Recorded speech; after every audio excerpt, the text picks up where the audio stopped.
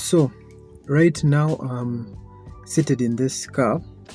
The current situation is that many men, especially young men, and what I've observed from the West, are giving up, feeling hopeless in both their professional and personal lives.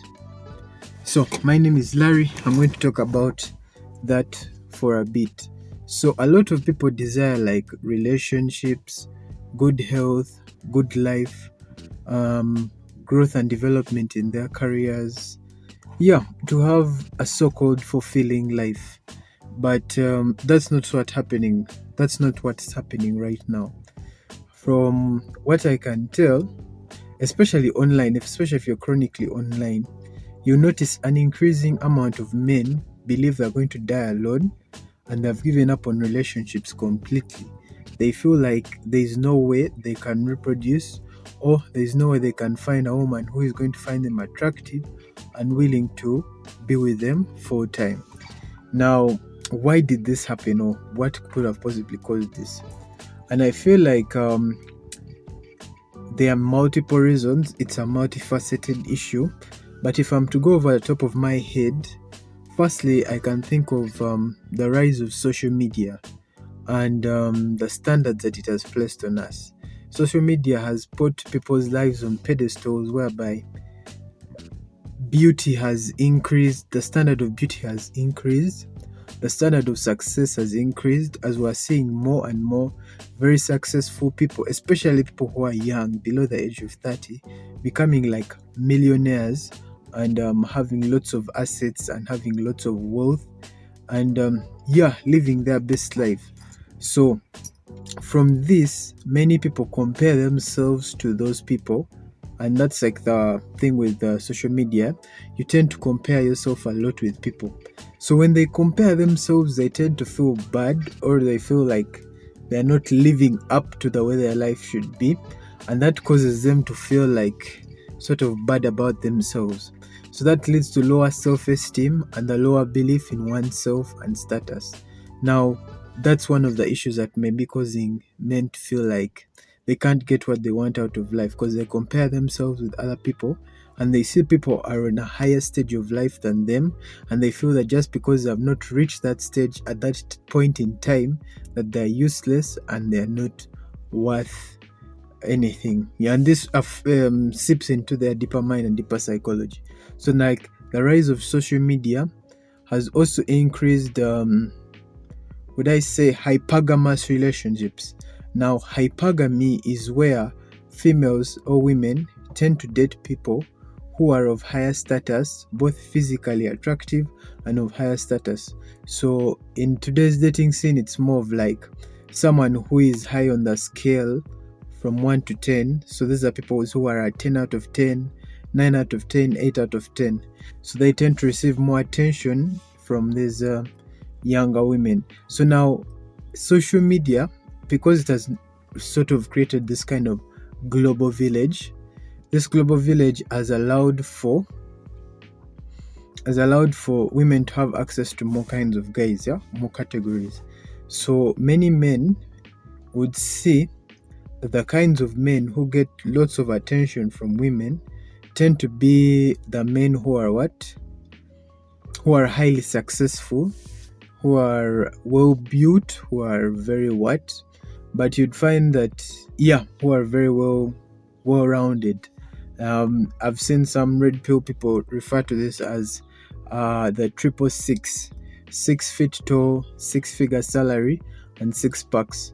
But generally speaking, I feel like social media is like the way it's built, the way it's designed has skewed our view of reality, when in fact it is still very possible for an everyday guy to be able to go out into the world and be able to find success within it. Now, everyday guy, I mean someone who is not necessarily a loser or like a bum, but someone who is what? Someone who is working in university, is studying, is building themselves, building their career. That person has a lot of potential. And I feel like a lot of social media and influences from outside tend to kill people even before they get the chance to try. So you see a lot of guys go on YouTube, be like, I'll never get married, marriages are always going to fail, marriages are going to what, women are not loyal and not trustworthy. And I feel like these people are wrong, or initially they are wrong. However, as time moves on, it becomes sort of a self-fulfilling prophecy, whereby if you believe a certain thing long enough, it tends to become the truth. If you believe you will never be with a woman long term, it will become the truth. If you believe all women are going to cheat on you, it will become the truth. You get cheated on. If you believe that it's not possible for you to build wealth, build a good body, attract women, then those things are inherently going to happen, because it all starts with a thought, an idea. Yeah. So, what does this mean? That's like the general situation and conflict. However, I've realized that a lot of the things in your life are a result of you and your actions, what you intend to do, what you aim to do. So, now think about it like this: a lot of things start from the metaphysical, that is in your mind, or for example your subconscious mind. Those things could be related to your childhood, they could be related to experiences you had, or the experiences of people around you or people who you've seen. So a lot of things start from the metaphysical, and once they go from the metaphysical, they go into the physical world, they manifest themselves in the physical world. So your thoughts and your subconscious thoughts are inherently going to define your actions and the outcomes you're going to receive. Now, that kind of revelation blew my mind, and it made me realize that if I believe deep down that I'll never attract, or I'll never build a successful business, or I'll never become someone of worth or importance, then that is going to manifest itself in the real world. However, if I have the belief that one, it is possible to attract a beautiful woman and have a successful relationship with her, to have a beautiful business and grow and become someone who is very successful, talking millionaire, billionaire status, or find some fulfilling life, something that's meaningful and fulfilling. If I have that belief, that is the first step. I'm not saying that's all you need. Obviously, there are more factors involved, but that's like the first step if you want to transcend, if you want to turn that into a reality, the belief that it can be real. And I feel that this is going to set you apart from so many men who believe that there is no hope for them. Because imagine, out of like, there's some data out there, some scientific study that shows that men in the US and the West are not getting involved in dating, especially between the ages of 18 and 29.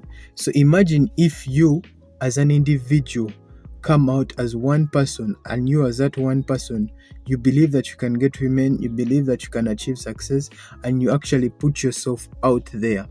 Just by that action alone, you're setting yourself up for a better life, compared to all those other men who had given up before even trying themselves.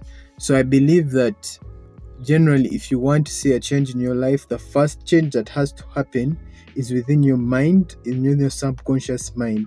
Now, once that is done, you can actually put steps towards it. You can actually have steps that you take in order to improve your life and get better. And the result of this ultimately is what I would call a self-fulfilling prophecy, whereby if you believe that you're going to be successful, if you believe that you're going to become very fit, physically attractive, and if you believe that you have what it takes to attract a beautiful woman and have a good family, then those are the initial steps that it takes to be successful in those areas. So with that, I would like to conclude by saying that a lot of the things in your life are determined by your thoughts being transformed into action. Take that into mind and guard your thoughts, guard your mind, to prevent it from being polluted and limiting your potential. Thank you very much.